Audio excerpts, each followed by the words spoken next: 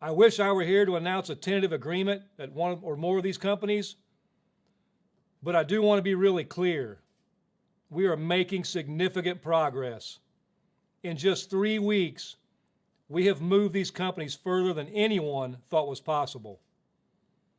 So let's take a look at where things started and where we are now. Looking at wages, our first wage proposal from the companies was a 9% raise from Ford. Now, with members standing up everywhere, 3 weeks into the strike, our top offer is 23% from the same company. That's 2.5 times higher than they started. It's not where we need to be, but it's a hell of a lot further along. Both GM and Stellantis are behind Ford at around 20%, and we think they can catch up and then some. Looking at cost of living allowance, we heard for years that cost of living allowance was a thing of the past and we'd never get it back, that we couldn't go back to a cost of living adjustment formula that protected against the worst of inflation. Suddenly, 3 weeks into our stand-up strike, we've got 2 of the big 3 automakers committed to returning to our 2007 cost of living formula.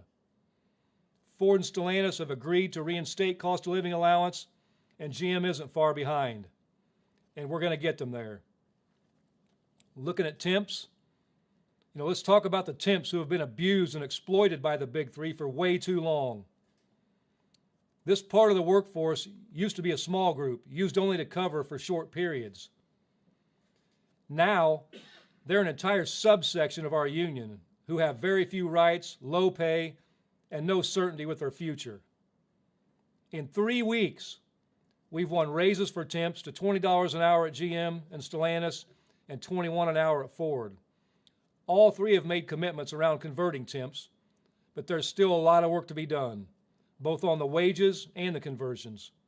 Still, we're making big strides that will end up changing the lives of thousands of our members. When it comes to wage progression, it's another serious area of progress that we've been working on, and that's looking at the progression it takes to get the full pay. Going into these negotiations, it took 8 years for workers to make it up to top rate. Taking almost a decade to get to the top wage is unacceptable.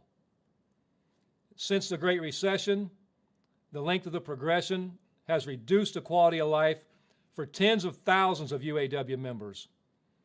We have cut that timeline down to 3 years at Ford, while GM and Stellantis are still behind at 4-year progressions. We need to keep pushing, but it means that all those temps we convert will go from second-class citizen to top rate well within the life of this contract. That's a big deal.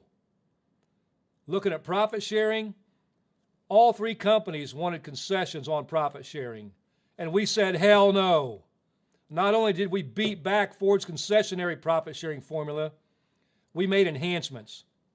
We're still fighting hard to win retirement security for both our pre-2007 and post-2007 hires. For those members who still have a pension, we know you've gone far too long without an increase, and we're pushing hard to change it. For those members who never got a pension or post-retirement health care, we're fighting like hell for real retirement security. But the companies are fighting like hell to keep our retirement uncertain and insecure. As people who give their lives to these companies, we never should have lost those rights.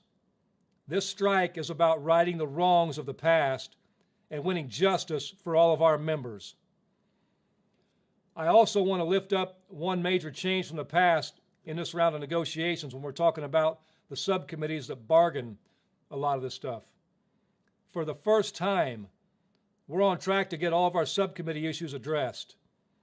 Subcommittees cover everything from work rules to discipline to scheduling. Our mission as your elected leadership is to fight like hell for the best possible deal. We don't strike for the hell of it. We know what it's like to hold a picket sign at 3 a.m. We know what it's like to be unsure when you'll get a real paycheck. The CEOs are trying to trivialize our strike, and they're saying it's just theatrics. You know what? Yeah, we're loud, and we're proud about our fight. We want the public to understand our fight and to side with us, as poll after poll shows they do. But it's not about theatrics, it's about power. The power we have as working class people. We've shown the big three that we're not afraid to use it. And we have shown the big three that we are ready for a record contract when they are.